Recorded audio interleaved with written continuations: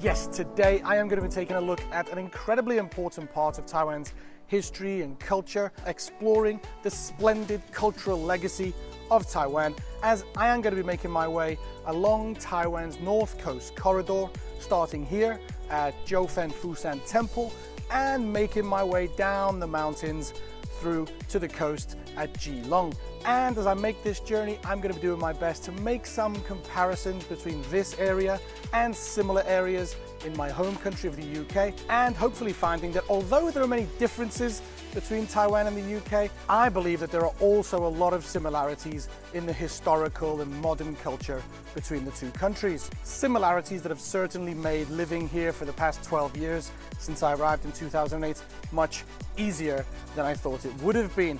Let's get inside this temple, take a look around and do a bit more exploring.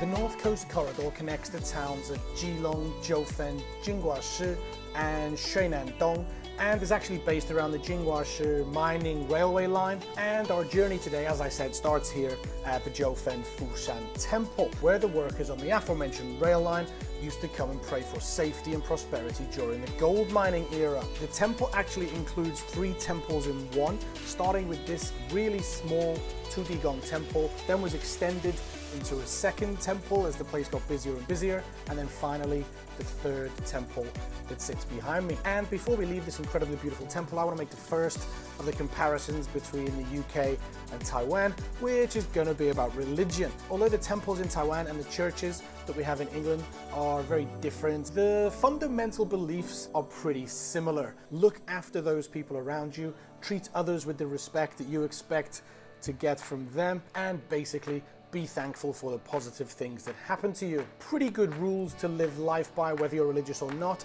and certainly something that I'll try my best to adhere to.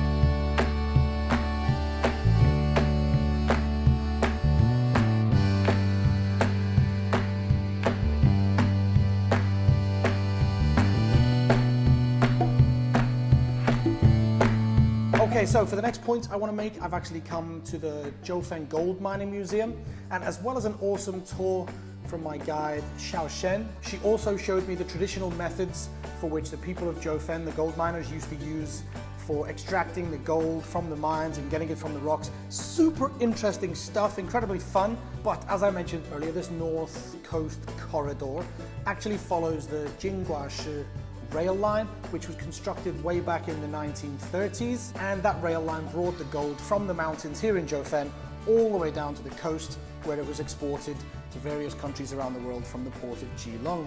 There is definitely a strong comparison to be made between the history of Taiwan and the history of the UK, because the backbone of the UK's economy was actually built upon physical, hard-working labourers. We might not have had the gold mines that they have here in Jioufen, but the UK was a very proud coal mining country. The UK and Taiwan have built their strong economies and industries on the shoulders of those hard-working physical labourers that literally provided the energy and the income to keep the countries moving forward, progressing, developing, and becoming hugely important exporters to the rest of the world.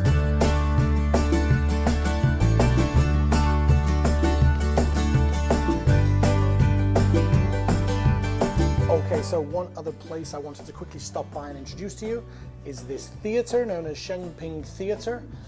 Built in 1910, the guide was just telling me that because of all of the gold in Jioufen, apparently individuals can own their own gold mine and become pretty rich, as you'd imagine, gold mining.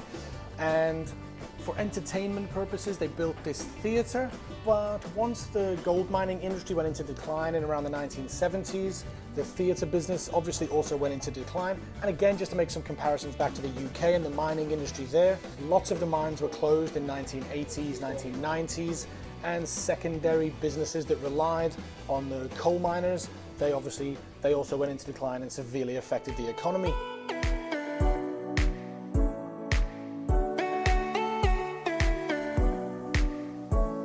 Right, we're at a very interesting spot for the next location.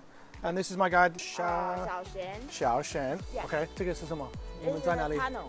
Okay. Yeah, and it's number 5 tunnel. This is actually a real mining tunnel. Yeah. Do you think there's still gold in there? Actually, still have gold, but not much. That's why they put this gold. Yeah, exactly. On to the next stop, which is here at what is affectionately known as the Golden Waterfall. My guide actually told me that many people believe that the red color comes from pollution from the mining, but it's not at all. It's actually from the iron ore that's in the rocks already. So it's a completely natural color, nothing to do with pollution. But for me, this is a great example of how Taiwan's nature and industry combine to show how beauty can come out of hard work. I'm probably pushing my metaphors a little bit too far, but I really feel like it's such a beautiful place in such an industrial area that it's a great representation of how both can combine. The same minerals and elements that bring us this golden waterfall are also what brought so much wealth and prosperity to this area along the North Coast Corridor. And regarding comparisons back to the UK, I'm pretty ashamed to say that I don't think I've ever even seen a waterfall in the UK. I couldn't even tell you if the UK has any waterfalls. I've probably seen more of Taiwan than I have of my own country of the UK.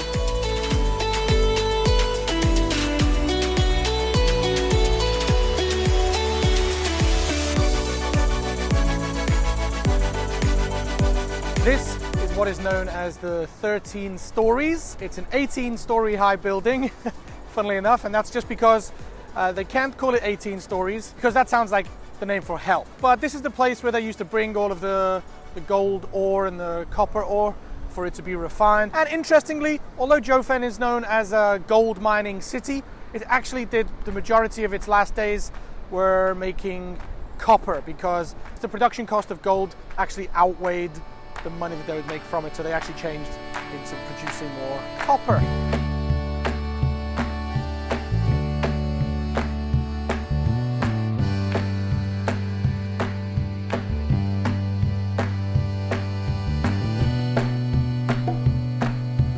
The penultimate stop on this absolutely fascinating tour of the North Coast Corridor brings us to the coastline itself here in the Ren'ai district of Keelung. And Keelung Harbour is an absolutely integral, important part of Taiwanese history and culture. Built by the Japanese, it was kind of the place where they believed that the world would come into Taiwan, the first place they would see, and as such, some of the buildings here are incredibly ornate and very well designed. There are 2 buildings that stand out to me, the first of which being the Xiangping Oceanic Culture Museum, which was actually built over 100 years ago and thankfully was one of the buildings to survive multiple Allied bombings during World War II. And another pre-war building that caught my eye is the Keelung Harbour Integrated Administration Building. And the reason that it caught my eye is because the architecture of the building ingeniously incorporates many design elements of an ocean-faring vessel. And it reminds me of a similar building in Liverpool next to the Albert Dock where my granddad Alan, my dad's dad, told me he used to go drinking with his seafaring friends before they went out on deployments with the British Navy. I'm sure not as much drinking goes on in the building here in Taiwan compared to the one back in Liverpool, but I just wanted to make that comparison, seeing as this is a comparison video.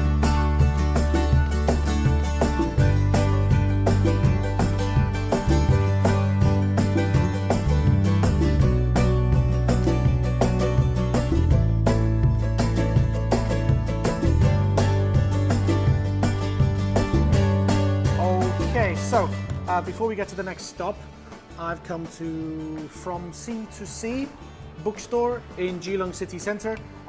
Super interesting bookshop. I was given a tour by the owner, R.O.C, and he was telling me about the concept or the philosophy of this bookstore. It's all about maintaining the maritime heritage and culture of Keelung and ensuring that future generations are able to read about the history, which is something that, to relate it back to my home city of Liverpool, something that we really like to do. Lots of museums and bookstores in Liverpool have a similar maritime theme that we're very proud of, and you can really feel that when I was talking to the boss here. You can really feel his pride and passion for the subject. So if you're ever in Keelung Town Centre, come get yourself a coffee here and have a browse through some of the books.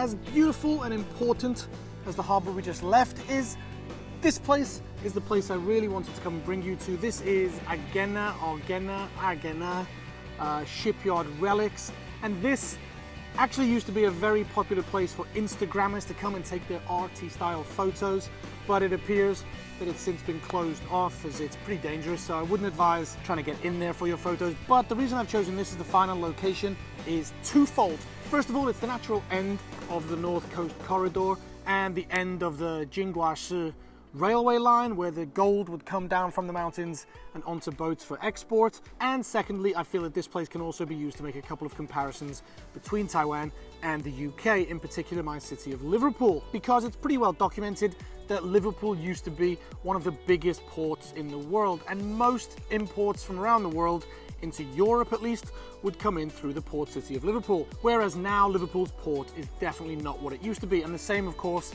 can be said for this place, which has fallen into disrepair. But I absolutely love that this place has been left in the condition that it's in to serve as a reminder of what was in the past. But anyway, let's get to a summary. Have I shown that Taiwan and the UK are not as different as some people may think? Well, it would take forever and a day to really get into exploring every single nuance and difference and similarity. But I also think that this video serves to show how no matter how much of a Taiwan Ren or Taiwan Nanzuhan I've become, I'm always looking for things in this country to try and link back to my original country of the UK and try and make some comparisons. But I think that's about time to say goodbye. As always, thank you so much for watching. Like I was singing, don't forget, like, share, subscribe if you haven't already. But as for now, and as always, I'll see you next time in My Life in Taiwan. Peace. Bye-bye.